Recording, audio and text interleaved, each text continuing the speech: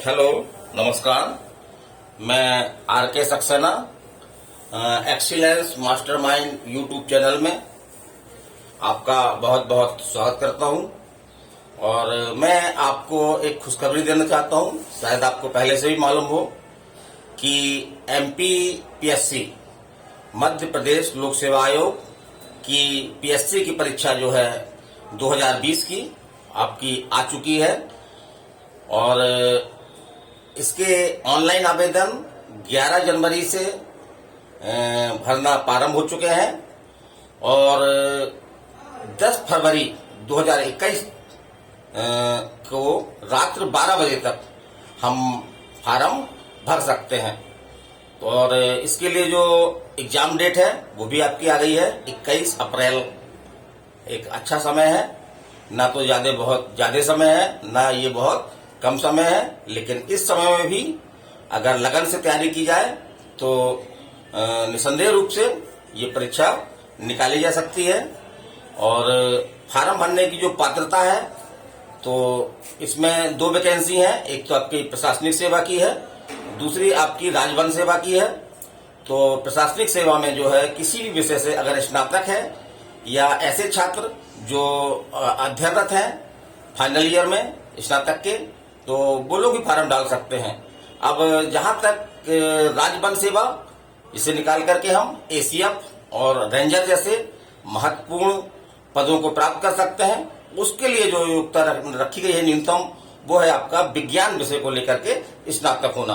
तो ठीक है, काफी लोग भर सकते हैं, कोई दिक्कत नहीं। जो BSc है वो दोनों में ट्राई करें। आपका PS राज्य प्रशासनिक सेवा भी दे सकते हैं और राज्य वन सेवा भी दे सकते हैं।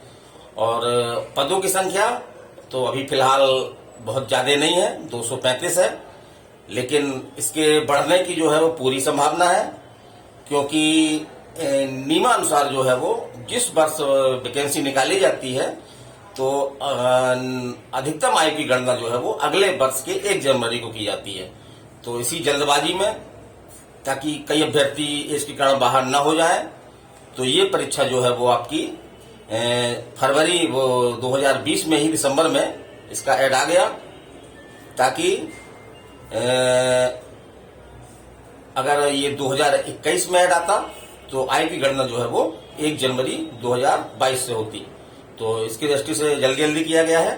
और जैसे ही पद प्राप्त होंगे तो पूरी संभावना है कि ये पद जो है लगभग 500 के आसपास आपके पहुंच सकते हैं। और परीक्षा केंद्र आपका रीवा ही बनाया गया है। कुल 52 परीक्षा केंद्र बनाए गए हैं, जिसमें आपका रीवा भी शामिल है। तो आप आसानी से रीवा में रह करके आप इसका एग्जाम दे सकते हैं। अब जहां तक आयु की बात रही, तो आयु भी इसके लिए ठीक है। 21 वर्ष की आयु जो है वो पूरी कर ली गई हो, लेकिन 40 वर्ष की आयु जो है वो पूरी न की गई हो। ये आयु सीमा केवल जनरल पुरुष छात्रों के लिए है। ST, SC, OBC और महिलाओं को आयु सीमा में नियमानुसार छूट दी गई है। इसके लिए आप जो है वो विज्ञापन दे सकते हैं।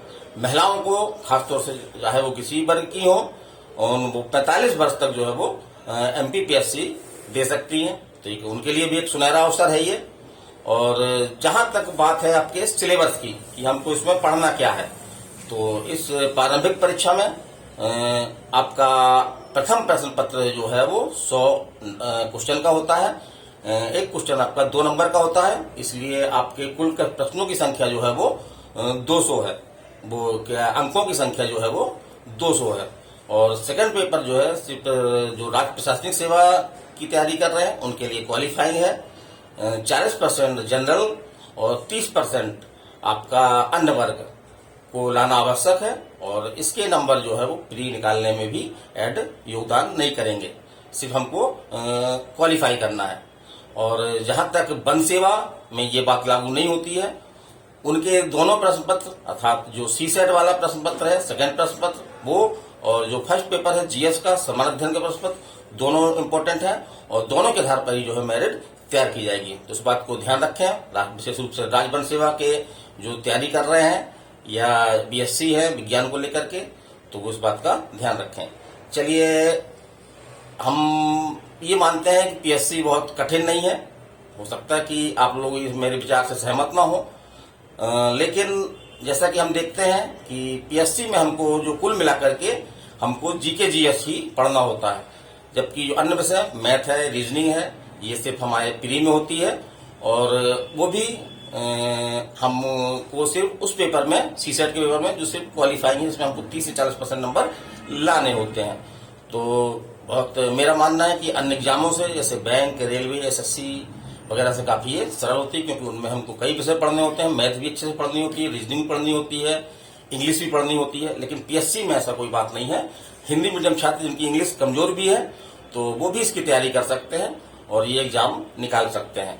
और प्रतियोगी परीक्षाओं को के हित में जो है मैंने ये यूट्यूब चैनल बनाया है। बहुत पुराना नहीं है, केवल इसके 2 माह ही लगभग इसने अपने पूरे किए हैं और आप लोगों का पर्याप्त सहयोग मिल रहा है, जिससे निरंतर ये चैनल जो है वो विंध्य प्रदेश में बहुत तेजी से आगे बढ़ रहा है। अब तो मैं आप लोगों को यही सलाह दूंगा कि अगर आप पीएससी देने के लिए योग्य हैं तो आप पीएससी का फॉर्म डालें और जो भी समय बचा है आज से ही जो है उसकी तैयारी शुरू करके आप पीएससी प्री निकाल सकते हैं। फिर आपको मेंस के लिए जो है वो आपको काफी समय मिलता है, तो उस दौरान आप कोई गाइड लेकर के या आपके बहुत सारे मेंस के नोट्स आते हैं, उनको लेकर के आप मेंस भी जो है वो दे सकते हैं। अब रही इसकी कि 11 अप्रैल को इसका एग्जाम जो है वो होना है, ये पहले से ही जो है वो डिसाइड है, 11 अप्रैल 2021। तो समय काफी कम है, तो इसमें विशेष रूप से आपको ज्यादा पढ़ने की और एक अच्छे गाइडेंस की जो है वो आवश्यकता हो सकती है। तो ऐसे छात्र के लिए, अच्छे छात्रों को देखते हुए संस्थान द्वारा जो है ऑफलाइन क्लासें जो है वो प्रारंभ की जा रही हैं, तो उसके बारे में जानकारी प्राप्त कर सकते हैं। और एक विशेष बात मैं बताना चाहूंगा कि बहुत सारे ऐसे छात्र हैं जो आर्थिक कारण से या किसी अन्य कारण से, दूरी कारण से, या उनके कोई घर में अभिभावक वगैरह बीमार हैं, वो घर से बाहर नहीं जा सकते हैं। तो ऐसे छात्रों को के लिए जो है मैंने ये एक्सीलेंस मास्टरमाइंड यूट्यूब चैनल जो है वो बनाया है। इसे आप यूट्यूब में जा करके और एक्सीलेंस मास्टरमाइंड टाइप करके और जो पीएससी के लिए जो विभिन्न मैटर्स चैनल द्वारा प्रदान किए जा रहे हैं उसका भी लाभ ले सकते हैं। तो इस प्रकार से मैं आप लोगों से विदा लेना चाहता हूं और आप जो है पीएससी का फॉर्म जरूर भरें और अगर कोई दिक्कत है तो आप हमसे संपर्क कर सकते हैं। और एक बात मैं और बता दूं कि इसी चैनल में मेरा एक वीडियो है, उसमें पूरा एमपी पीएससी के बारे में कि किस तरह से तैयारी करना चाहिए आपको, कौन कौन से चरण होते हैं, इसमें 3 चरण कौन कौन से होते हैं, तो इसके बारे में बताया गया। तो उस चैनल को भी आप जो है वो देख सकते हैं। तो ठीक है, आशा करता हूं आपकी उज्जवल भविष्य की कामना करते हुए मैं आरके सक्सेना आप लोगों से विदा लेता हूं। नमस्कार, थैंक यू।